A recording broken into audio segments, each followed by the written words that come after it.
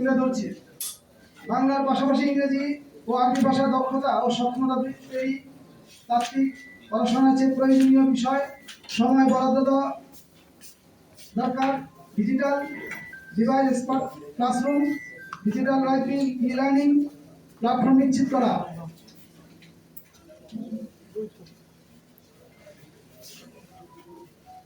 শান্তির বৈচিত্র্যের জ্ঞান দান, একমুখী শিক্ষা কারিকুলাম প্রণয়ন, আধুনিক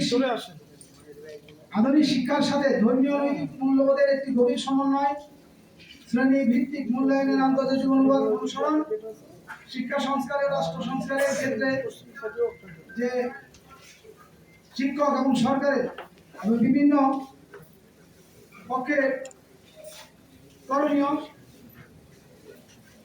আর পড়তে হবে না তা বিশ্ব ব্যাংক এবং ইউনেস্কোর যে গাইডলাইন সে অনুযায়ী কিছু করণীয় উল্লেখ করছি।